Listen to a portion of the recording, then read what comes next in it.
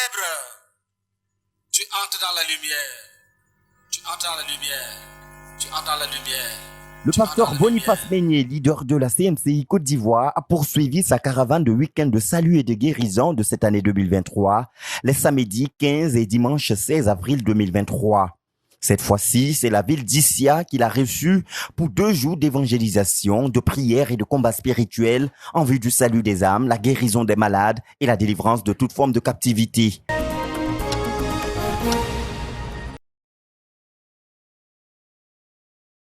Situé au centre-ouest de la Côte d'Ivoire, dans la région du Haut-Sassandra, à 395 km d'Abidjan, la ville d'Issia a vu l'implantation de la communauté missionnaire chrétienne internationale le 20 juin 2008.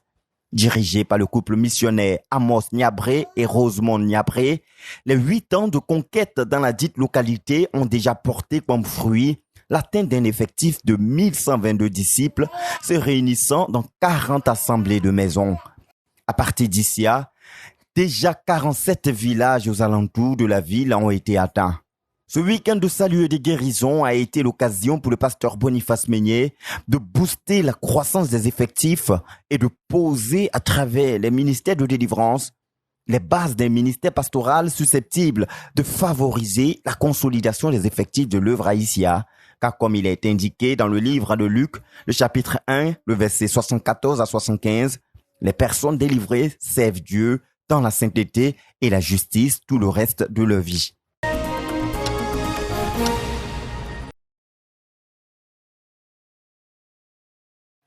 Jésus sauve, guérit et libère tous les captifs du diable est le thème autour duquel s'est articulé les ministères qui ont marqué ce week-end de salut et de guérison ici à 2023.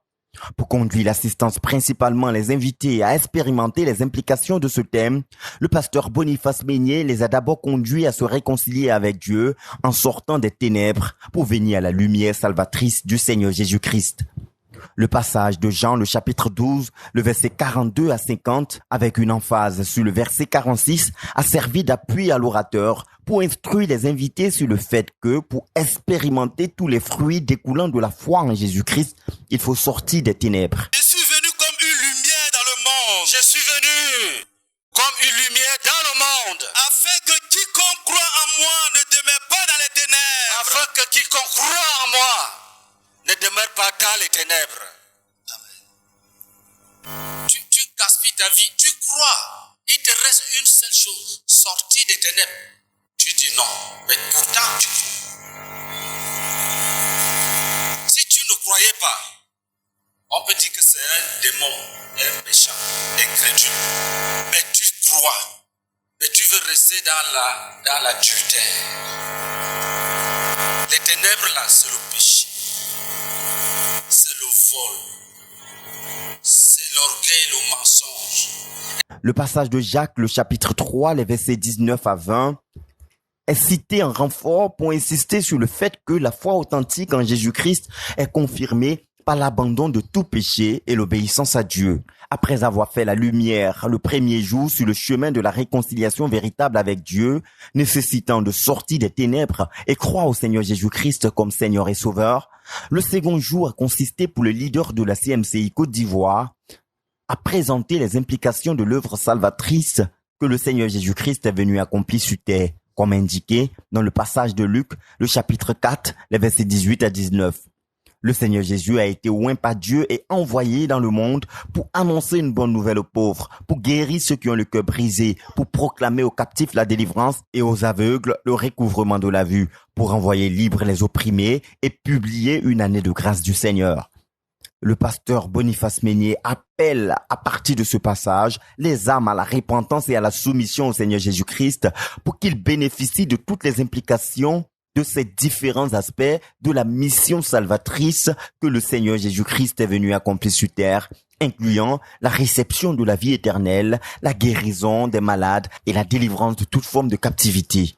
En réponse à cet appel, 421 âmes ont donné leur vie au Seigneur Jésus-Christ sur les 2 jours de ce week-end de salut et de guérison, dont 288 le premier jour et 133 le deuxième jour. Et parmi ces 421 personnes ayant répondu à l'appel, notons que 108 rétrogrades ont été restaurés dans la foi.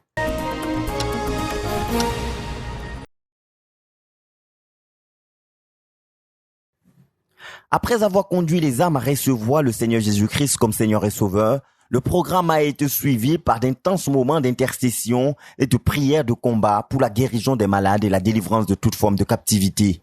Dieu Père, que je vive, que je guérisse. Dieu Père, que je vive, que je guérisse. Dieu Père, oh Père, que je vive, que je guérisse, que je vive et que je guérisse. De la tête jusqu'à la plante de mes pieds. Que ta guérison me visite. Continue à prier. Continue à prier, continue à... Le brisement de malédiction et le désenvoûtement ont aussi marqué ce moment intense de prière, à l'issue duquel le Seigneur Jésus-Christ a visité plusieurs frères qui ont expérimenté séances tenantes, la guérison et des délivrances miraculeuses. Oui, j'étais arrêté en train de prier vraiment, mais rien me faisait mal. Mais vraiment, oui, je suis en témoin, je suis bien content même parce que rien n'est fini. Je ne sais même pas ce que je vais dire à Dieu. Acclamation à Jésus-Christ. Qui d'autre? Je me nomme Poli Jérémy. Voilà, depuis 1 an, j'avais problème de vue. Je ne voyais pas bien clair. Et ce soir-là, j'ai été invité par mon grand frère, pasteur Peggy. Et je suis venu, ils m'ont emmené jusqu'ici et ils ont prié pour moi. Ils ont prié par la grâce de Dieu, ça va. Acclamation. Ça va. Qui d'autre? Allez. Dieu. Acclamation à Jésus-Christ. Pose les mains sur ta tête. Dis, nous proclamons que Jésus guérit, Jésus délivre, Jésus pardonne, Jésus guérit, Jésus délivre et Jésus pardonne. Amen. Oui, continue. Dieu. Mon nom c'est Wasiama. Mon fêtier c'est Papa Amos Ojo. Vraiment, matin quand on a venu à la maison, maman là, il était malade, mon tête maman là.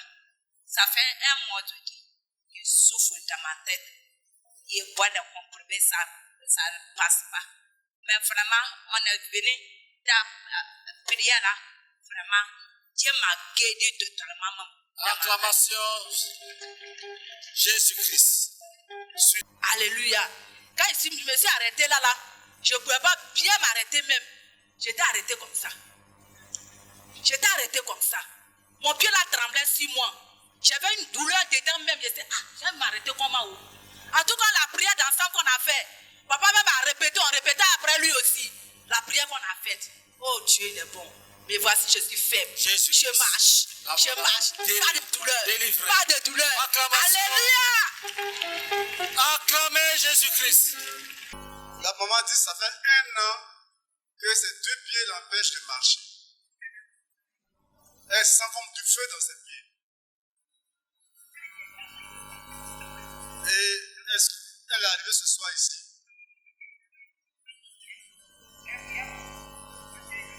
Elle a commencé à marcher depuis qu'elle a commencé à marcher pour venir ici. Tout va bien dans ses pieds. C'est pas grave. Acclamation. Quand on priait tout à l'heure, il y avait un monsieur, il a un sein, un pied, un bras, puis il a un chapeau sur la tête. Puis il me dit, vous priez trop, je m'en vais. C'est fini.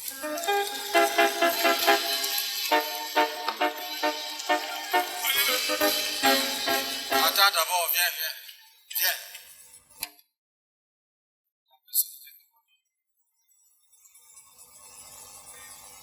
C'est un homme, mais il a un sein. Le sein d'une femme. Oui. Ouais, c'est ça qu'il faut que tu précises. Non.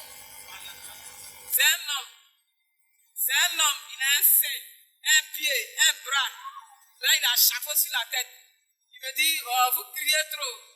Il est parti. Amen.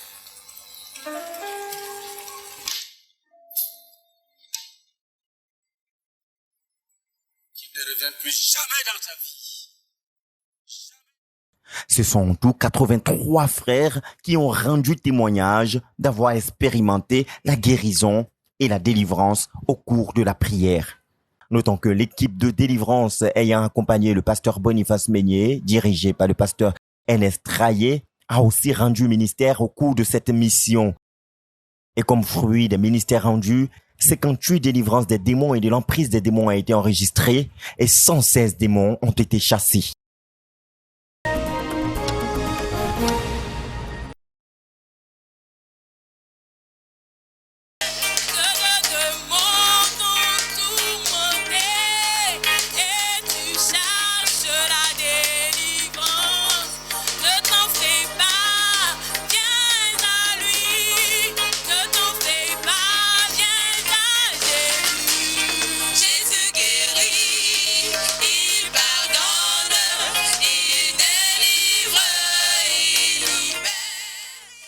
Jésus-Christ guérit, il pardonne, il délivre et il libère. Ces paroles proclamées par les semeurs ont été attestées par plusieurs témoignages rendus durant ce week-end de salut et de guérison à Issia. Des témoignages qui illustrent la présence du Seigneur avec nos ministres de l'Évangile à Issia, qui œuvrent jour après jour au salut et à la délivrance des âmes, et ce dans le cadre de la conquête de la dite localité pour le Seigneur Jésus-Christ. C'est le cas de la sœur Fabienne qui, dès l'âge de 15 ans, a commencé à mener une vie de débauche, allant de bar en bar et se prostituant pour vivre dans l'opulence. Après 13 ans passés dans cette vie de misère, elle a été totalement délivrée et transformée par le Seigneur Jésus-Christ quand elle s'est repentie de ses péchés et l'a reçu comme Seigneur et Sauveur à la communauté missionnaire chrétienne internationale. Le frère Anselme Gogwa a lui été délivré du joug de la masturbation par le Seigneur Jésus-Christ, péché qu'il avait tenu captif depuis l'âge de 12 ans. Yo Angeline a été, elle, délivrée de l'œuvre de la sorcellerie et a même expérimenté la résurrection des morts. Après avoir perdu une grossesse et souffrant de perte de sang pendant 5 ans du fait d'un envoûtement, elle a été authentiquement guérie et délivrée quand elle a donné sa vie à Jésus-Christ et s'est repentie de tous ses péchés. Guérison et délivrance qui a été suivie par une grossesse miraculeuse. Après l'accouchement par césarienne, les médecins n'arrivaient plus à la réanimer et ont fini par la considérer comme morte. Mais saisie de confiance au Seigneur Jésus-Christ, son époux, soutenu par 2 sœurs, ont crié au Seigneur pour sa résurrection et le Seigneur Jésus-Christ les a exaucés. Notre sœur Angèle est revenue à la vie et aujourd'hui vivante pour le Seigneur Jésus-Christ. Zouamazota Yolande, épouse des pieds, a elle été délivrée de la débauche. Menant une vie de débauche accrue au point où, étant en concubinage avec un homme, elle entretenait des rapports impudiques avec d'autres hommes. Une vie d'impudicité allant jusqu'à commettre la fornication avec le neveu de son concubin dans leur propre maison jusqu'à tomber enceinte de celui-ci. Mais après avoir rencontré le Seigneur Jésus-Christ, véritablement à la communauté missionnaire chrétienne internationale, elle a été totalement délivrée de cette vie de débauche. Vivant aujourd'hui dans une vie de sainteté et de pureté, elle est mariée au frère des pieds. Gogwa Oyoro Mathias a lui été délivré de la débauche et de l'ivrognerie. Menant une vie de débauche sous l'emprise de l'alcool, ivrogne de son état, il allait jusqu'à dormir dans les caniveaux. Touché par un message lors d'un programme à l'église de Dalois en 2012 sur le thème Le retour à Jésus, il décide de prendre un jeûne complet de 40 jours pour se repentir. Après cela, il fut totalement délivré de l'ivrognerie. Aujourd'hui, il est marié et épanoui dans le Seigneur Jésus-Christ, père de 2 filles et agent administratif dans la ville d'Issia. Le frère Roméo Nimé a conclu la plage des témoignages. Membre actif de la CMCI Abidjan et engagé dans l'œuvre, il part à Tabou où il est affecté en tant qu'instituteur stagiaire et il commence l'œuvre en tant que missionnaire. Après son rappel, il a sombré dans le péché, menant une vie au-dessus de ses moyens marquée par la débauche. Il a dû fuir cette ville où on le connaissait en tant que pasteur pour s'installer dans une autre ville. Pour garder le train de cette vie d'opulence et de débauche qu'il avait commencé, il prenait maintenant des prêts chez les usuriers communément appelés en Côte d'Ivoire les magouillas. Sollicité pour être le parrain d'un anniversaire, il a pris par exemple un prêt de 300 000 francs qu'il a remboursé à 1 million de francs CFA. Un exemple pratique montrant l'endettement extrême sous le poids duquel vivait le frère Roméo. Lorsqu'il a décidé de revenir au Seigneur, il a été totalement délivré à l'occasion d'une édition du renversement des principautés personnelles et familiales, programme au cours duquel il a vu en vision qu'il avait été envoûté par l'usurier qu'il fréquentait et ce à travers sa carte bancaire que celui-ci gardait. Le Seigneur Jésus-Christ a brisé le joug de cet envoûtement et totalement délivré notre frère qui arrive aujourd'hui à louer une maison et subvenir aux besoins de sa famille. Roméo, qui autrefois se trouvait à la fin du mois avec seulement 10 000 francs CFA, au lieu de près de 300 000 francs qu'il gagnait mensuellement, il a été pleinement restauré par le Seigneur et il jouit aujourd'hui d'une stabilité financière qui lui permet de prendre soin d'une maison habitée par plus de 10 personnes. À cet témoignage se sont joints le ministère des Semeurs qui ont chanté l'évangile.